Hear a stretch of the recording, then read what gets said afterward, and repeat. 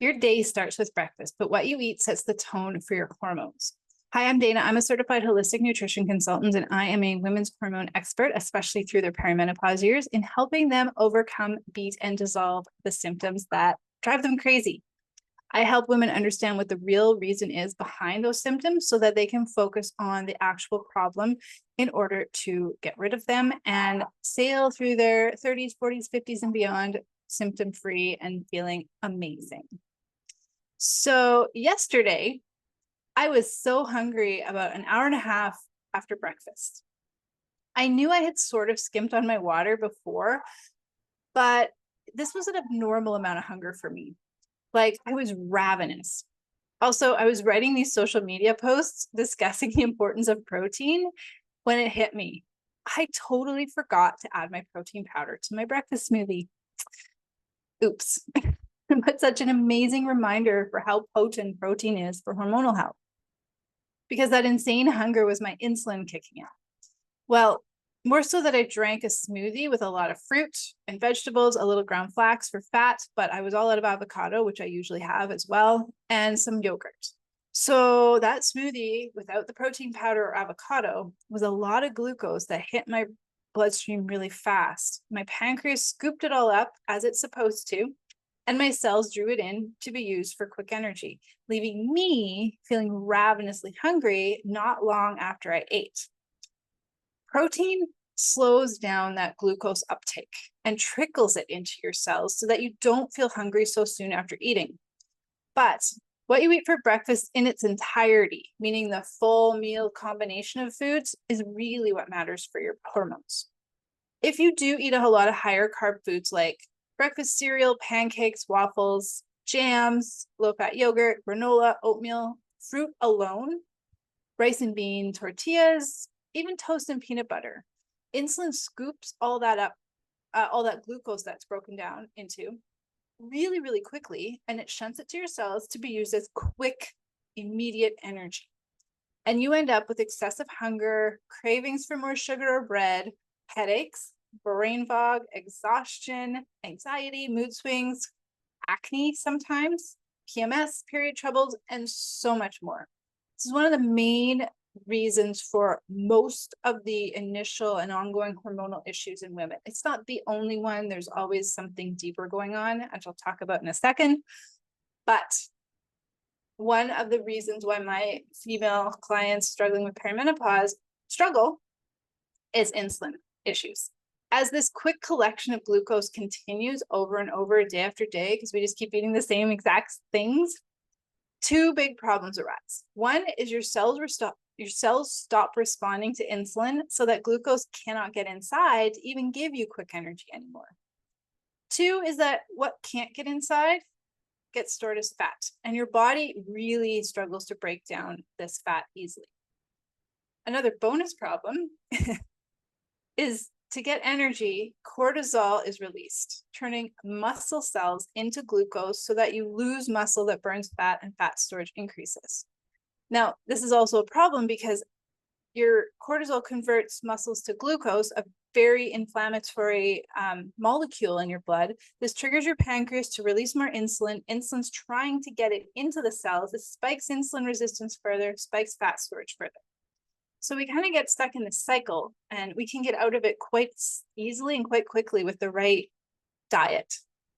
So if you want to stop feeling exhausted, sluggish, foggy, moody, achy, craving things you really don't want to have, but can't help because, hey, it's your hormones, or fat and frumpy, you got to switch up breakfast.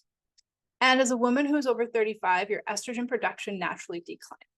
This contributes to more inflammation. So we women have to be a lot more careful overall with our carbohydrate intake. I've been eating more carb heavy meals in the past 3 to 4 weeks because I've been hanging out with a few new people and, trying to get along with everybody. But I'm really noticing some serious insulin resistance symptoms popping up for me. I'm shaky if I go too long without eating, which just hasn't happened to me in probably 15 years. I am a bit more tired for sure.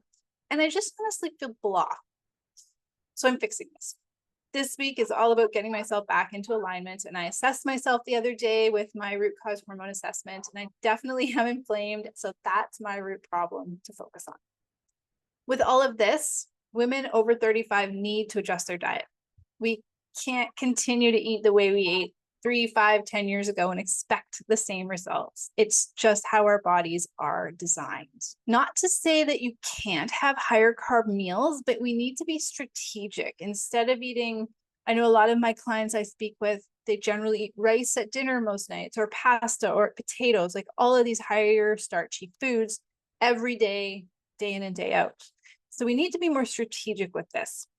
And one of the most strategic nutrition moves for perimenopause, and this is the most potent, if you do nothing but this one, you will experience great transformative positive changes within 3 to 4 weeks. And it's to ditch all the grains at breakfast, which I know hurts a little for you oatmeal lovers, but if you do this for 3 to 4 weeks only, strictly taking out all those grains, and then after the 3 to 4 weeks, whatever feels good, test adding a few back in. This is, when I say test, once every 3 days. Try your oatmeal again, or whatever it was that you liked. See how you feel, see how your energy is, pay attention to symptoms later in the day, how you sleep, because it's not just at the moment that matters, but you can experience inflammatory symptoms up to 72 hours later. So just pay attention. That's why we say every 3 days. Now for me, where I'm at in my journey for the last 3 weeks or so, I can handle 1 to 2 breakfasts with some grains in them, like an oatmeal, but I definitely do not feel as energized those days. So I know grains are inflammatory for me, so I do tend to avoid them so that I do feel great.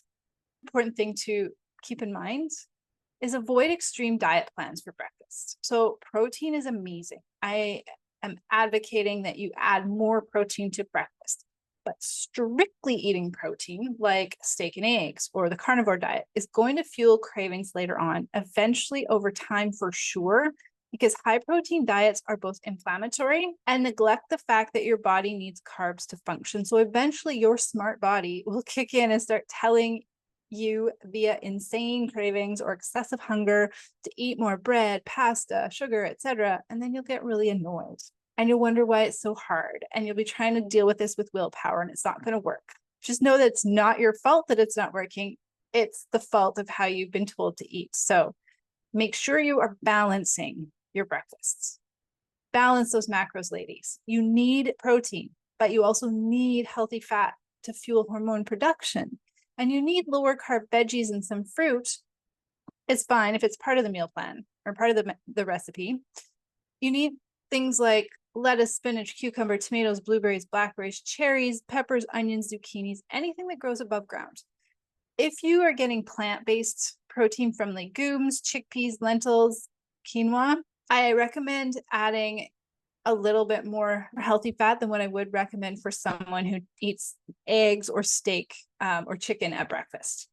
The other great thing about these low carb veggies is that they are helping to improve overall hormone metabolism and reduce inflammation, which is what we really want to be focused on in our perimenopause years. Make sure protein is the main macro in your breakfast to help fuel your entire day and avoid sleepiness, cravings, brain fog, crashes, aches and pains, and all those symptoms. Protein is the macro that does keep your energy stable and your hormones in check when it is combined properly with the other macros.